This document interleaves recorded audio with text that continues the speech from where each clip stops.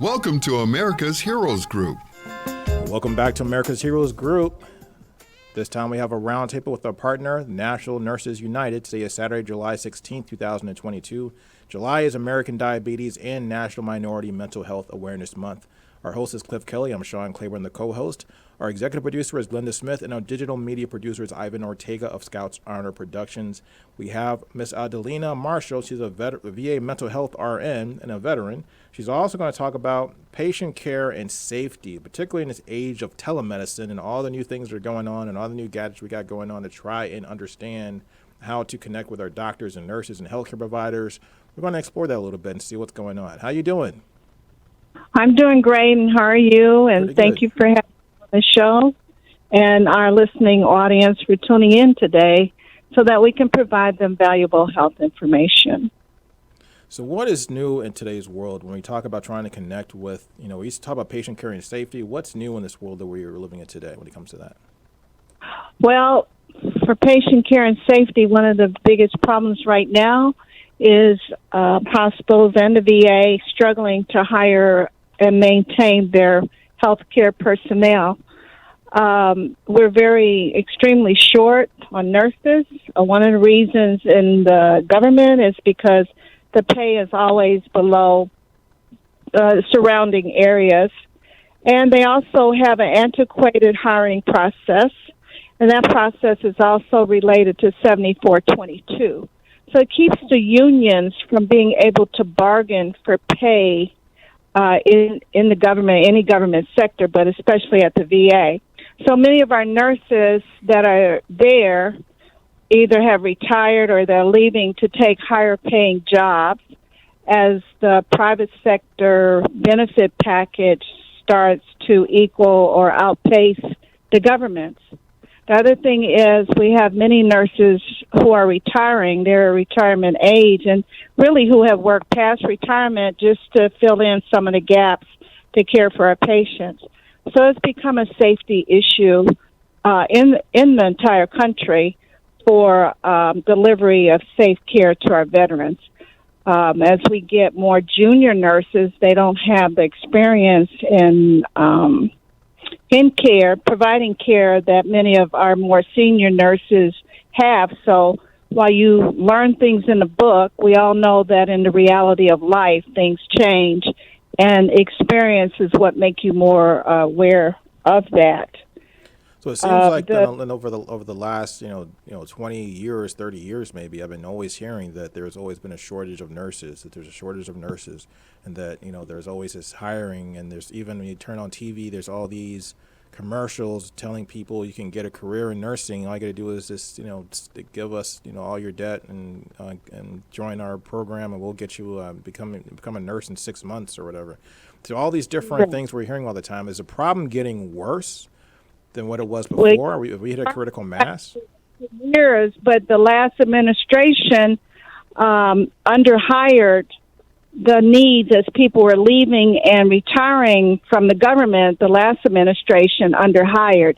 Now we're playing catch up. And don't forget that we've had COVID, and now we have a new variant out, and our nurses and healthcare personnel are not immune to contacting this. So even where I work at last week, the week before, we had 40 staff members out, not just with COVID, but they also have other health issues.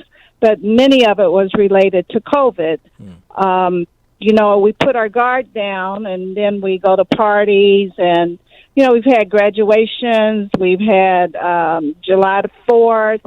People want to get out, and they put their guards down, and then they get infected. And this is also for our staff members. They too want to participate in activities with their family and friends, and then they get infected. So that also has contributed to a big portion of the shortages in the hospital. And then when COVID started, a lot of healthcare personnel went ahead and retired because they didn't know that much about COVID. They didn't want to get exposed to COVID because of their own health issues, and many of them left the healthcare field.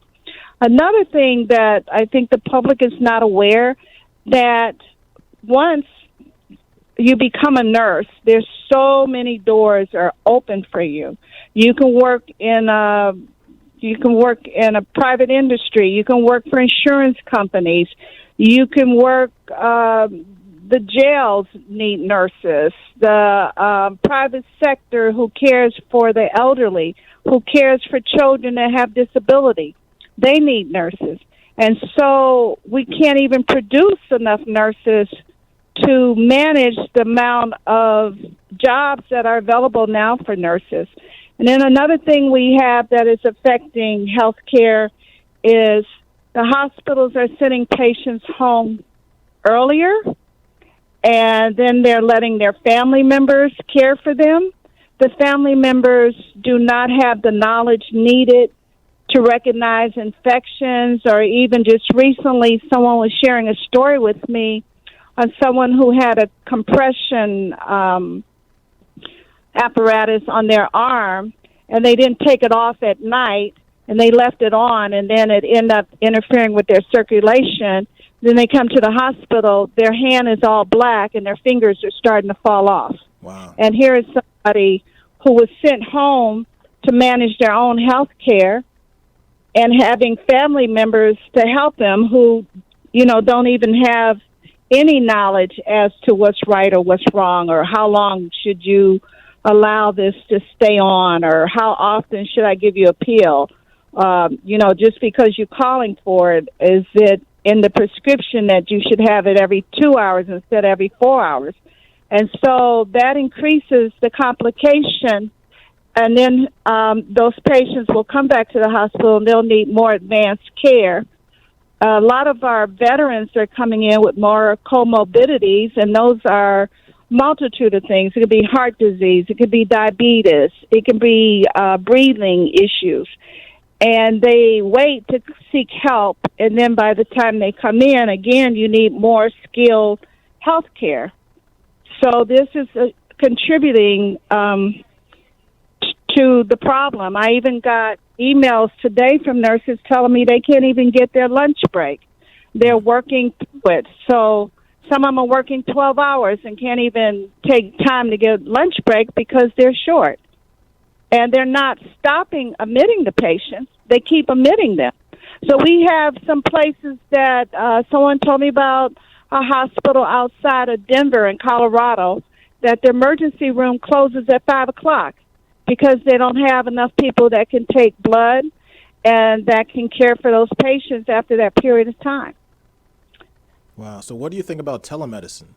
Is that a solution for trying to solve this problem, people getting care at home? Because it seems like this issue is not getting any better. And on top of that, what is the solution? How do we get more nurses?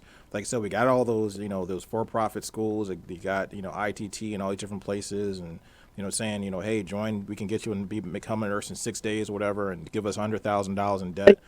So how do we get more nurses on the payroll? But then also too, I think the junior colleges, which we have many here in the Chicago area, do offer nursing programs, that they can maybe offer more scholarships and grants to those who want to go into the program if they meet that economic need for that. They could, because of the problem with obtaining education, one of them is the cost of that education, and people don't want to be straddled with that. So if they could make it where it's affordable through grants and through scholarships, we would probably get more nurses. We need more minority nurses. We need more Hispanic nurses, because that population is also increasing and seeking help. We need more nurses in the community that look like us. So we got to make a way to get them interested in school and give them the support that they need to get through the program. I worked 2 jobs going to school. I worked in a factory in the evening, and I worked on the weekend at a children's hospital and went to school during the day. But many people can't do that, and many people have children that keeps them from being able to work like that. And then, in the last 2-3 years, there are a lot of job loss. Now everybody's playing catch up, and there is a shortage in the job market overall. So we have to do things that's going to make nursing more interesting to the general public, and let them know that you don't have to be 18 and 20 years old to go into nursing. You can be 30, you can be 40, you can be a more mature person who's looking for a career change, and nursing would offer that. And the reason why I brought up and facetiously brought up, some of those for-profit schools, because a lot of people were going to nursing or going into nursing type programs, medical programs, and were getting proper education. A lot of these schools were not preparing people really for the real jobs that they needed, the real skills that they needed to have, and certifications that they needed to have. True stories. We had like some youngsters were on extra on, I think, on our show, and they were talking about how they went through they paid all this money and did all this and did everything the school wanted them to do, but then when they went to try to get their to get hired, the hospitals and their nursing hiring staff were saying, you're not qualified. You've not even done the minimum of what is required of a nurse. You need to go to a different program in order to get, trained, in order to get certified, in order to do what you got to do. You're absolutely right. A lot of people who wanted to go into nursing chose schools that they can do online, schools that were not accredited. The government will not hire you if you're from a school that has not been accredited. Other hospitals will not either, because you're not coming in with even the basic education that you need. But all state schools are accredited. All your junior colleges are accredited. So those are good places to start. And those schools will start increasing the classes that they offer when people are showing more of an interest to come in, and then the government supports those schools. So therefore, they may give them more funding to accommodate the education. And that brings up another issue. We don't even have enough nurses who are educators. That's a big problem, is trying to find those who went into education. Those that went into education who are educators, they've left those positions because they could make more money at the bedside or through agencies. And that's another thing we got to make sure we got mention, is that the military is also a place to become an outstanding nurse, outstanding medic, an outstanding medical physician. When you join the military, you can get, especially National Guard. People don't remember oftentimes the benefits National Guard has, but you can go to any state school, whether it's a junior college, a 4-year degree program, say a university like University of Illinois, University of California. You can go to Alabama University. You can go to any state university, and they will cover all of your tuition. Right. Certain states do offer that, and that is a very good suggestion, is to go into the military. I know a lot of people have been into the military and have an excellent education from there, and that is in nursing. Many of our nurses in the VA are veterans, and they got their training in the military. Some of them became dental assistants, doctors even, from being in the military. So even Dr. Arnold was in the military. That's correct. So we have to look at that and look at these programs that are offered and available. And the public needs to be very conscious of their own health and maintaining it and trying to be on top and support each other. We're constantly educating our veterans when they come in, hoping that when they leave out, they'll share that education with their family and friends and loved ones. And so what do you think about telemedicine? So telemedicine is very good for especially rural areas. That there's some areas they can't even get doctors. They can't get OB/GYN doctors. And so telemedicine reaches that population who may not even want to come into the hospital or feel comfortable having that interaction over the phone. I think is good for mental health. That's a start, that if people are having some concerns about it, that maybe if they seek out for telehealth, they'll be able to get some support there and given more information about the process of getting care and follow up. So I've done telemedicine, especially at the height of COVID. I've done groups over the telephone, and I enjoyed it, and the patients enjoyed it. It was a very good process to reach a multitude of people. Do you think that might be a solution for this nursing shortage? Well, once again, the solution is to increase interest in caring, for other people. But even if you are a nurse and you don't want to do bedside care, there's, like you said, telehealth. You can work at insurance companies. There's other hospitals. You can work in a clinic. There's so many things that are available to nurses that I can't even name all of them. And they were not available when I went through nursing school. But through the years, I'm just amazed at how many other job situations there are. I mean, you can even work from home, and you can look at charts and review charts to make sure people are getting the adequate care. So if you're interested in nursing, please reach out to your junior colleges, your state schools. There are many wonderful programs. I am a nurse that came out of a junior college. I don't think if that junior college was available to me that I would have been able to become a nurse. So junior college is a good place to start. Your state school programs are good places to start. They have a lot of oversight. So if you go there, you know you're going to be able to get a job somewhere. A lot of these other schools, they're enticing because people want an easy way out. But the reward is at the end. Yes, you're going to have to study, and yes, you're going to have to go to clinicals. Yes, you have to do all that.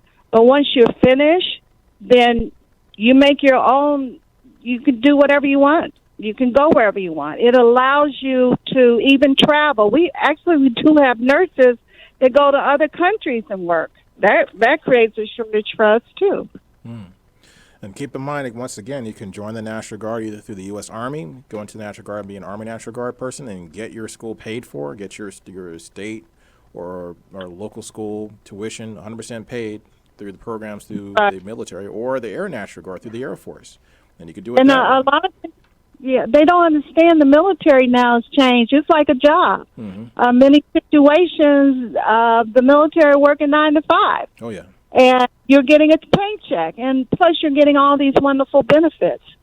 So I would encourage anyway. As a matter of fact, I've encouraged many of my family members who are veterans to have gone into the military, and it was all good. They came out doing wonderful things.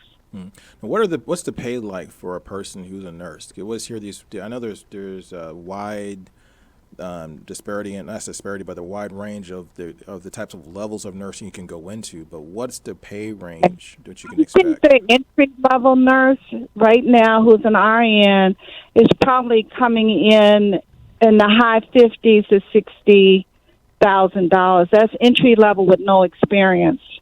Once you get experience, those numbers go up. Some of our MPs just got a 30% pay raise. Wow. Because we monitor what's going on in the private sector. So some of them are making 120, 130, 40, 50,000, and that's without overtime. We have nurse anesthetists who are making over 160, 200 some $1,000, and that's a field that is growing, and there's a big need for that to become a nurse anesthetist. You can get that in the military. Some of our programs that the VA offers, the training is on military bases. Now, what's the daily grind like for being a nurse? I know it's not an easy job. I've talked to a lot of nurses and worked with a lot of nurses and things like that. It's not an easy job. What's the grind like every day? So I've had enough jobs to be able to compare nursing to any standard area that you're going to go to. You have to work, but there's other areas that is not as hard. It's not as emotionally draining. Many of our nurses are dealing with compassion fatigue because they have to have compassion.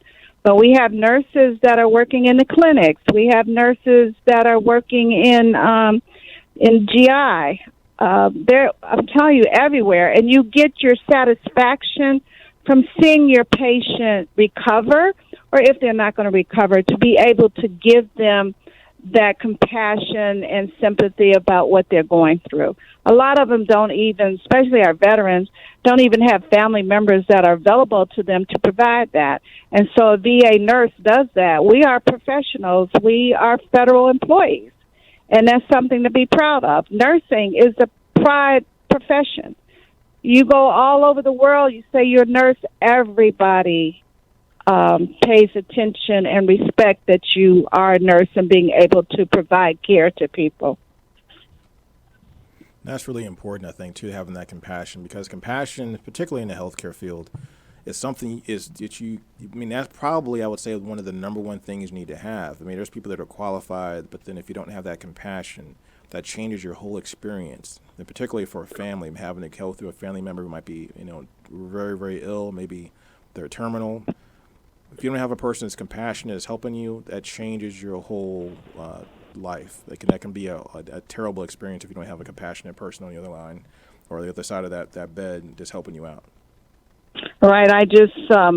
Someone just shared an experience with me that they had a home health care person, and that person had to come from the western suburb to the city, and all they thought about is, well, I have to hurry up and get my Uber so I can get back home. A nurse don't look at the clock. We look at the patient, and we fulfill those patients' needs. And the VA nurses are one of them, because we get our same patients over and over, and they've become like family members to us. But also, there's recent talk from the VA that the unions have caused some of the problems and delay hiring. We have not. I've looked at some papers since 2011 where we've tried to get them to increase the nursing staff. What happened was when COVID started and the last administration did not look at the needs. They're not good in projecting forward. It's always a knee-jerk situation. Oh, now I got to do this. No, you have to plan for it. And it's hard for them to look forward to doing that. But this administration is a lot better. At least they're addressing it. And every time they turn over another secretary of the VA, it sets us back. And the last administration, people were leaving. Hopefully this administration, they'll stay, and we'll have the leadership we need to make the VA the forefront of health care. So give me just a little brief snippet. We have a couple of minutes. Why would things slow down if there's a new secretary for the VA when there's changeover? So when you bring people in that are new, you lose that momentum that you had. You'll bring people in with different views of what is needed and what is not needed. They never build on what is already there. They're now trying to start their own legacy or fulfill the requests of whoever's in leadership at that time. So in the past administration, we had someone that really didn't care about our veterans and about the everyday person. So now we have somebody who is they got to play catch up. It's like somebody came in with a wrecking ball. And of all the momentum we had made during Obama administrations like that was very vested, then that was torn apart.